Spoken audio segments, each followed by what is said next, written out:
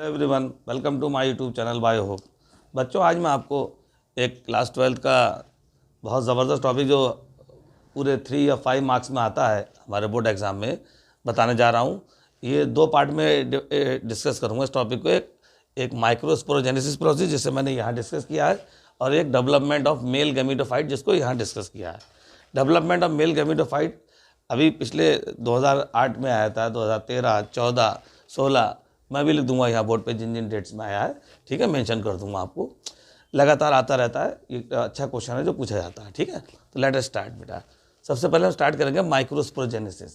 Microsporogenesis क्या होता है? देखिए प्रोसेस, देखिए द फॉर्मेशन ऑफ माइक्रोस्पोर या फॉर्मेशन ऑफ पॉलन।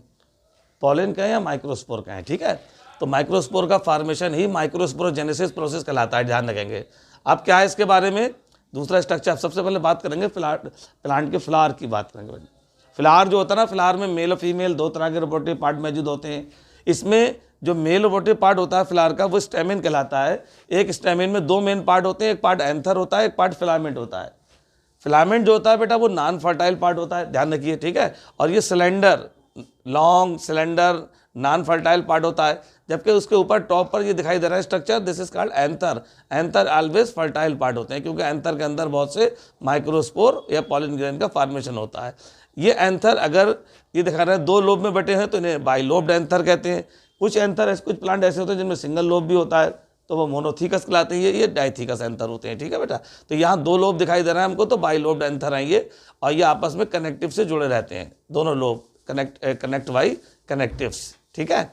अब एंथर का सेक्शन अगर मैं यहाँ से आपको काट के दिखाऊं, किसी एक एंथर को मैं इस तरह से सेक्शन एक कट लगाता हूँ, एक सेक्शन काटता हूँ उसका टीएस, तो काटूंगा तो सामने से अगर, जैसे ये एंथर है, इसको मैंने ऐसे करके बीच में से काटा और ऐसे सामने से मैं देखूं तो मुझे ऊपर से ये ऐसा दिखाई देगा स्ट्रक्चर, जिसमें मुझको इस तरह से बाइलोब्ड एंथर के अंदर हमको इस तरह से बेटा ये 4 स्ट्रक्चर दिखाई दे रहा है। ये 4 पॉलन सैक या माइक्रोस्पोरेंजिया दिखाई देंगे। एक्चुअली इन्हें थीका भी कहते हैं हम लोग, ठीक है। तो जब an we cut the section of the bilobed anther, अब वी फाइंड द 4 माइक्रोस्पोरेंजिया या 4 पॉलन सैक, ठीक है। एक लोब के अंदर 2 पॉलन सैक होते हैं, चूंकि ये बाइलोब्ड है इसलिए 4 पॉलन सैक होंगे। इन पॉलन सैक के अंदर बहुत सारे पॉलन ग्रेन का फॉर्मेशन इस तरह से होता हुआ नजर हमको आता है। तो ये नाम लिख सकते हैं हम लोग इस तरह, पॉलन ग्रेन। ये पॉलन ग्रेन बनते हैं यहाँ पर, ठीक है, ध्यान रखिएगा बच्चों। तो हमने देखा जब बाइलोब्ड एंथर का सेक्शन काटते हैं तो यहाँ हमको 4 माइक्रोस्पोरेंजिया दिखाई दे रहेंगे, 1, 2, 3, 4, और या पॉलन सैक भी कहते हैं या माइक्रोस्पोरेंजिया भी कहते हैं, जिनके अंदर पॉलन ग्रेन का फॉर्मेशन होता है। ये तो सेक्शन हमने दिखाया, ऊपर सेक्शन काट के, एंथर काट के अगर ऊपर से वॉच करें तो ऐसा दिखाई देगा इस तरह का, ठीक है। अब इस पोर्शन को, ये जो पोर्शन था एनसीईआरटी में डायग्राम एक बना हुआ है, वो इस तरह दिखाई देता है। आपने देखा हुआ सेक्शन कटा हुआ ये डायग्राम आपके शुरू के इस बार जो sexual reproduction in flowering plant वाला जो क्लास 12 का चैप्टर है उसमें इस तरह का डायग्राम बना हुआ है, ठीक है। तो देखिएगा इसमें 4 होते हैं इसमें लगे हुए, यहाँ देखिए इस तरह से 4 पॉलन सैक ये मौजूद होते हैं, इस तरह से लगे रहते हैं चारों कॉर्नर में बाइलोब्ड एंथर के अंदर, ठीक है बेटा। तो इसमें इस तरह का स्ट्रक्चर होता है। इसमें आउटर लेयर दिखाई दे रही है आपको, एपिडर्मिस है, उसके अंदर एंडोथीशियम होती है, उसके अंदर मिडिल लेयर्स होती हैं, और मिडिल लेयर्स के अंदर बेटा ट्रेप्टम लेयर होती है। ट्रेप्टम लेयर के अंदर आपको दिखाई दे रहा है स्पेस, जहाँ स्पोरोजिनस टिश्यू लगा हुआ नजर आता है उस डायग्राम में एनसीईआरटी के। अगर इस एनसीईआरटी के डायग्राम का थोड़ा सा पोर्शन काट के देखा जाए, जैसे सपोज यहाँ से काट दें इतना पोर्शन, एक पोर्शन यहाँ से काट के देखना है, ये इस पोर्शन को काट के मैं ये दिखा रहा हूँ, ये वाला पोर्शन दिखा रहा हूँ निकाल कैसे, देखिए ये कट करके इतना पोर्शन दिखाया गया है यहाँ। तो आपने देखोगे एनसीईआरटी के इस डायग्राम के बाद ये वाला पोर्शन भी बना हुआ है। इसमें देखिए आउटर मोस्ट लेयर एपिडर्मिस है, सेकंड लेयर हमारी एंडोथीशियम है, बाद में 3-4 लेयर मोटी एक लेयर दिखाई दे रही है, मिडिल लेयर होती है जो कई लेयर थिक होती है, और उसके अंदर ट्रेप्टम लेयर होती है। और ट्रेप्टम लेयर के अंदर आप आइए, यहाँ तो ट्रेप्टम के अंदर हमने स्पोरोजिनस टिश्यू दिखाया गया एनसीईआरटी में, और इसी स्पोरोजिनस टिश्यू को बाद में ये देखिए स्पोर मदर सेल में कन्वर्ट करते हुए नजर दिखाया गया है। यानी अगर यहाँ स्पोरोजिनस टिश्यू जो मौजूद था उसका मैं अगर एक सेल निकाल लूँ तो वो इस तरह से होगा। कोई एक स्पोरोजिनस सेल में निकाल के यहाँ दिखाया मैंने, स्पोरोजिनस सेल है, ठीक। जब ये स्पोरोजिनस सेल डिफ्रेंशिएट होगी, क्या होगी बेटा, ये डिफ्रेंशिएट, जब इसमें डिफ्रेंशिएशन होगा तो स्पोर मदर सेल में जब डिफ्रेंशिएशन होता है तो ये माइक्रोस्पोर मदर सेल में कन्वर्ट हो जाती है। यहाँ पर स्पोरोजिनस टिश्यू दिखाया गया है, यहाँ कोई भी स्पोरोजिनस सेल जब डिफरेंशिएट हो रही है तो ये कन्वर्ट होते हुए दिखाई दे रही है, काय में बदलती नजर आ रही है बेटा, माइक्रोस्पोर मदर सेल में। और microspore mother cell diploid nature की होती है, यानी 2 सेट्स क्रोमोसोम यहाँ इसमें मौजूद रहते हैं, ये आपको मालूम है पहले से। तो बात ध्यान रखने की ये है, क्योंकि प्रोसेस का नाम है माइक्रोस्पोरोजेनेसिस, जिसमें हम माइक्रोस्पोर का फॉर्मेशन होते हुए दिखाने वाले हैं। और वो कैसे होता है वो मैं आपको फिर से एक बार बता रहा हूँ। सबसे पहले मैंने आपको बताया कि स्पोरोजिनस टिश्यू इस डायग्राम में अंदर की तरफ दिखाई दे रहा है। ये स्पोरोजिनस टिश्यू से एक सेल बाहर निकाली गई, स्पोरोजिनस सेल है ये। इसमें जब जब डिफरेंशिएशन होगा, डिफरेंशिएशन मतलब जब ये मैच्योर होगी, मैच्योरिटी चल रही है, अपना फंक्शन मैच्योर होकर अपने फंक्शन परफॉर्म करेगी, तो उसको कहते हैं हम लोग, ठीक है, मैच्योर हो गई सेल। तो स्पोरोजिनस सेल जब मैच्योर हो जाती है, उसमें डिफरेंशिएशन हो जाता है, तो वो माइक्रोस्पोर मदर सेल में कन्वर्ट हो जाती है, जो कि डिप्लॉइड नेचर की होती है। यहाँ माइक्रोस्पोर मदर सेल बन चुकी है, डिप्लॉइड नेचर की है। तो अब इस एक माइक्रोस्पोर मदर सेल को हमने ले लिया यहाँ से, ये उठाया बेटा, एक माइक्रोस्पोर मदर सेल, ये लिख दिया माइक्रोस्पोर मदर सेल। अब माइक्रोस्पोर मदर सेल का दूसरा नाम पॉलिन मदर सेल भी होता है बेटा, शॉर्ट में पीएमसी कहते हैं। माइक्रोस्पोर मदर सेल को एमएमसी भी कह सकते हैं, ठीक है।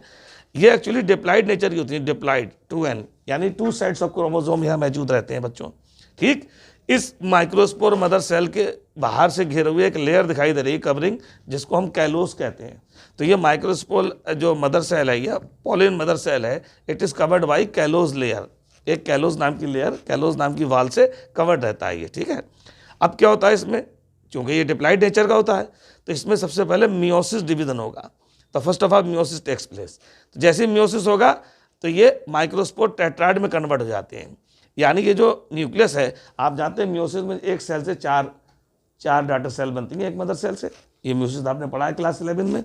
तो यहाँ यही तो हो रहा है, माइक्रोस्पोर मदर सेल है, इसके न्यूक्लियस में डिवीजन हो रहा है, मियोसिस के बाद 4, ये देखा 1 2 3 4 माइक्रोस्पोर टेट्राइड बन रहे हैं, जो आपस में एक दूसरे से जुड़े हुए हैं, और ये भी कैलोस से ही कवर्ड किए हुए हैं। इनके चारों तरफ भी कैलोस पाई जा रही है, कैलोस नाम की लेयर मौजूद है, उसी से ही अटैच है, चारों जुड़े हुए हैं, ठीक है। But they are haploid in nature because they develop after meiosis. ये आप जानते हैं, जब किसी भी डिप्लॉइड सेट में 2 क्रोमोसोम होते हैं, सेट 2 सेट्स ऑफ क्रोमोसोम होता है, और जब उसमें एक बार मियोसिस हो जाती है तो वो हाफ सेट ऑफ क्रोमोसोम में कन्वर्ट हो जाता है, यानी हाफ सेट रह जाता है क्रोमोसोम का मियोसिस के बाद। हमने हमेशा देखा है, जब भी मियोसिस डिवीजन पढ़ा होगा, डिप्लॉइड से हैप्लॉइड स्ट्रक्चर कन्वर्ट होते हैं, ठीक है। तो यहाँ 2 सेट्स ऑफ क्रोमोसोम होते हैं, जब मियोसिस हो जाता है तो ये हाफ सेट क्रोमोसोम रहता है, यानी हैप्लॉइड नेचर के होते हैं। तो माइक्रोस्पोर टेट्राइड जो कि मियोसिस डिवीजन के बाद बन रहे हैं, बन किससे रहे हैं, माइक्रोस्पोर मदर सेल से। तो वो कैसे नेचर के हैं बेटा, हैप्लॉइड नेचर के हैं, और ये भी चारों तरफ से कैलोस नाम की वॉल से कवर्ड है। अभी इनमें सेपरेशन नहीं हुआ है, लेकिन जैसे ही ये टेट्राइड, ये चारों 1 2 3 4, ठीक है, मैच्योर होंगे तो इनमें से वाटर का जो कंटेंट है वो कम होने लगता है, और कैलेज नाम के एंजाइम की हेल्प से ये इसका डिसोल्यूशन हो जाता है बेटा। कैलोस नाम की जो लेयर है वो कैलेज एंजाइम की हेल्प से डिसोल्यूशन हो जाती है, डिसॉल्व हो जाती है, अलग गल जाती है, जिससे ये माइक्रोस्पोर जो अलग अलग हो जाते हैं, जो बाद में पॉलिन ग्रेन में कन्वर्ट हो जाते हैं। पॉलिन ग्रेन हमेशा हैप्लॉइड नेचर के होते हैं। तो सीधी सीधी बात ध्यान रखना है, the formation of haploid microspore from the microspore mother cell is known as microsporogenesis. उम्मीद करता हूँ समझ में आया होगा माइक्रोस्पोरोजेनेसिस कैसा है। सिंपल सा वीडियो है बेटा, समझ में आ गया होगा। तो एक हल्का सा हाईलाइट दिखा दूँ। हमने देखा पहले एक एंथर था जो हमारा बाइलोब्ड एंथर था, जिसका हमने इसमें 2 एंथर लोब मौजूद थे जो फर्टाइल नेचर के होते हैं, क्योंकि इनके अंदर बहुत से पॉलिन ग्रेन बनते हैं। जब इन एंथर को कट करते हैं तो यहाँ हमको 4 पॉलिन सैक या माइक्रोस्पोरेंजिया दिखाई देते हैं, यानी एक एंथर लोब के अंदर 2 होते हैं बेटा। जब 2 एंथर लोब हैं तो 4 पॉलिन सैक दिखाई देंगे। इन चारों पॉलिन सैक के अंदर पॉलिन ग्रेन बनते हैं। वो कैसे बनते हैं मैं यहाँ दिखा रहा हूँ। एनसीईआरटी में एक डायग्राम हमारा दिखाया गया है, क्योंकि इसमें चारों कॉर्नर पर पॉलिन सैक मौजूद है, तो ये टेट्राहेड्रल नेचर का होता है बेटा, ठीक है। 1 2 3 4, ठीक। इसका एक सेक्शन हम काट के दिखा रहे हैं यहाँ इस डायग्राम में। एनसीईआरटी के जो डायग्राम आपके पास होता है उसमें सेंटर में दिखाई देता है बेटा, ये टेप्टम के अंदर स्पोरोजिनस टिश्यू लिखा हुआ दिखाई दिया है। और जैसे इसका हमने थोड़ा सा जूम वाला पार्ट बना के दिखाया गया है, थोड़ा हाई फ्रीक्वेंसी माइक्रोस्कोप में जिसको रख के देखते हैं, जूम करके देखते हैं, उसमें इस तरह की लेयर्स दिखाई देती हैं। सबसे बाहर एपिडर्मिस, एंडोथीशियम, मिडिल लेयर, ये तीनों प्रोटेक्टिव लेयर होती हैं। और उसके अंदर टेप्टम लेयर जो न्यूट्रिटिव लेयर होती है, जो डेवलपिंग स्पोर्स को न्यूट्रिशन प्रोवाइड करती है, ठीक है। तो टेप्टम के अंदर आ जाए तो यही स्पोरोजिनस टिश्यू कन्वर्ट हो गया, बताया गया माइक्रोस्पोर मदर सेल में, वो मैंने यहाँ दिखाया। अगर इस स्पोरोजिनस टिश्यू से एक सेल हमने बाहर निकाला तो डिफरेंशिएशन की प्रोसेस हुई, जिससे माइक्रोस्पोर मदर सेल बने जो डिप्लॉइड नेचर की है, ठीक है। डिप्लॉइड, ये दिखाया मैंने डिप्लॉइड नेचर का। अब एक माइक्रोस्पोर मदर सेल या पॉलिन मदर सेल जो डिप्लॉइड नेचर का होता है, वो चारों तरफ से मैंने बताया कैलोज नाम की लेयर से घिरा रहता है, और इस कैलोज में जब मियोसिस होता है तो इसके मियोसिस डिवीजन के बाद माइक्रोस्पोर टेट्राइड बनता है, और माइक्रोस्पोर टेट्राइड मतलब 4 1 2 3 यानी सेट ऑफ 4, 4 का सेट बन जाता है, ठीक है। और ये हैप्लॉइड नेचर का होता है क्योंकि मियोसिस के बाद डेवलप हो रहा है, और ये भी कैलोज से कवर्ड रहता है। जब ये मैच्योर हो जाता है तो इसमें वाटर कंटेंट वगैरह कम हो जाते हैं, और कैलेज नाम के एंजाइम की हेल्प से जो कैलोज नाम की लेयर थी वो डिसॉल्व हो जाती है। The dissolution of callose by callase enzyme, that's why the 4, ये जो 4 माइक्रोस्पोर टेट्राइड थे ये अलग अलग हो जाते हैं, इनका सेपरेशन हो जाता है जो बाद में पॉलिन ग्रेन में कन्वर्ट हो जाते हैं। The formation of haploid microspores, ये हैप्लॉइड नेचर के होते हैं, from the diploid microspore mother cell is known as microsporogenesis. उम्मीद करता हूँ समझ में आ जाएगा ये टॉपिक आपके माइक्रोस्पोरोजेनेसिस। इसके तुरंत बाद जो अगला टॉपिक हमारा शुरू होता है जो बहुत मोस्ट इंपॉर्टेंट है, जो लगातार आता रहता है हर 2-3 साल के बाद रिपीट करते रहते हैं इस क्वेश्चन को, डेवलपमेंट ऑफ मेल गैमीटोफाइट। ये डेवलपमेंट ऑफ मेल गैमीटोफाइट कब कब आया, मैं आपको कुछ डेट्स इसकी नोट करा देता हूँ, देखिएगा। 2008, 10, 13, 14, ये 2008, 2010, 13, 2014, ये लगातार आ रहा है, कई बार आया है बेटा। और इसके बाद 2018, इट इज़ इम्पॉर्टेंट टॉपिक है। 2008 में भी आया, 10 में भी आया बेटा, 13 में भी आया, 14 में भी आया, 18 में भी आया। तो पूरा क्वेश्चन आता है, 3 मार्क्स का क्वेश्चन ऐसे ही रखा रहता है। डेवलपमेंट ऑफ मेल गैमीटोफाइट कभी कभी 5 मार्क्स में भी पूछ लिया जाता है। अब आप देखिए क्वेश्चन अगर ये आता है development of male gametophyte, actually ये माइक्रोस्पोर है। माइक्रोस्पोर का जो डेवलपमेंट होता है ना वो कहाँ होता है, पॉलिन ग्रेन कहाँ बनना है, माइक्रोस्पोरेंजिया के अंदर, ठीक। तो माइक्रोस्पोर का जो डेवलपमेंट हो रहा है वो माइक्रोस्पोरेंजिया के अंदर ही होता है। तो ये जो microspore is the first cell या is the first cell of the male gametophyte. Start हम यहाँ से करेंगे। तो पॉलिन ग्रेन या microspore, pollen grain microspore is the first cell of the male gametophyte. सबसे पहले इसमें फर्स्ट माइटोटिक डिवीजन स्टार्ट हो जाता है, ठीक है। अभी ये माइक्रोस्पोरेंजिया के अंदर ही है, माइक्रोस्पोरेंजिया के अंदर ही इसका डिवीजन स्टार्ट हो रहा है, यानी इस माइक्रोस्पोरेंजिया के अंदर ही डिवीजन स्टार्ट कर रहा है मेल गैमीटोफाइट का। मेल गैमीटोफाइट है क्या, अभी आपको 2 मिनट बाद पता चलने वाला है, ध्यान से देखें। तो सबसे पहले क्या होने वाला है बेटा, माइक्रोस्पोर का डेवलपमेंट, मेल गैमीटोफाइट का डेवलपमेंट माइक्रोस्पोर से स्टार्ट होता है। तो microspore is the first cell of the male gametophyte. तो first of all first mitotic division start हो गया माइक्रोस्पोरेंजिया के अंदर, ठीक है। इसका न्यूक्लियस डिवाइड हो रहा है, 2 पार्ट में बढ़ गया बेटा। एक लार्जर सेल हमको दिखाई दे रही है डिवाइड होने के बाद, जिसे वेजिटेटिव सेल कह रहे हैं। एक स्मॉलर सेल दिखाई दे रही है हमको, जिसे जनरेटिव सेल है। ये बीच में एक वॉल फॉर्मेशन हो जाता है, यहाँ वॉल फॉर्मेशन, ये देखिए एक वॉल फॉर्मेशन हो गया, जिसकी वजह से एक लार्जर सेल बन जाती है और जिससे वेजिटेटिव सेल, और एक स्मॉलर सेल बनती है जिसे जनरेटिव सेल कहते हैं, ठीक है। अब ये हमारी 2 सेल्ड स्टेज हो चुकी है, 1 और 2, 2 सेल्ड स्टेज। तो 2 सेल्ड स्टेज में ये बाहर निकल आता है पॉलिन ग्रेन, जनरली फटकर ऐसा देखा जाता है 60% एंजियोस्पर्म प्लांट्स में, ऐसा देखा जाता है 60% एंजियोस्पर्म प्लांट्स में ये पॉलिन शेड जो होते हैं ना वो 2 सेल्ड स्टेज में होते हैं, 2 सेल्ड स्टेज में ऐसा देखा जाता है, ठीक है। इसके बाद जब ये निकलकर बाहर आ जाता है, ये जो डेहिसेंस लाइन दिखाई दे रही है, यहाँ से जब एंथर बस्ट होते हैं, ये डेहिसेंस लाइन है बेटा, यहाँ से बस्ट होते हैं, तो इनमें से पॉलिन ग्रेन निकलकर बाहर आते हैं और इस 2 सेल्ड स्टेज में किसी भी फ्लावर के स्टिग्मा पर पहुंच जाते हैं। देखिए कैसे पहुंचते हैं, हल्के से डायग्राम के थ्रू समझा देता हूं आपको। ये देखिए फ्लावर का फीमेल पार्ट है, ऐसे करके आप जानते हैं स्टिग्मा स्टाइल ओवरी, और देखिए यहाँ पर इसमें इस तरह से ये वो लगे होते हैं स्टेमिन। अब स्टेमिन से ये देखिए स्टेमिन वाले से यहाँ से पॉलिन ग्रेन निकलेगा, वो यहाँ गिरेगा ऐसे करके आके, पॉलिनेशन, तो वो ये वाला स्टेज है, ऐसे होता है, ठीक है। इस 2 सेल्ड स्टेज में जैसे ही ये बाहर निकलेगा तो किसी भी फ्लावर के स्टिग्मा पे पहुंच जाएगा। ये फूल हमारा स्टिग्मा स्टाइल ओवरी है बेटा, स्टिग्मा पे पहुंचता है। स्टिग्मा पहुंचने के बाद स्टिग्मा पहुंच गया। अब ये हमको जो दिखाई दे रहा है इसका स्ट्रक्चर, ये जैसे ही पहुंचता है, इसमें 2 लेयर होती हैं, एक आउटर लेयर होती है जिसे हम एक्साइन कहते हैं, एक इनर लेयर होती है जिसे इंटाइन कहते हैं बेटा, ठीक है। एक्साइन लेयर स्पोरोपोलिन नाम के सब्सटेंस की बनी होती है, जबकि intine layer pectin plus cellulose यानी पैक्टोसेलुलोज नाम के सब्सटेंस की बनी होती है।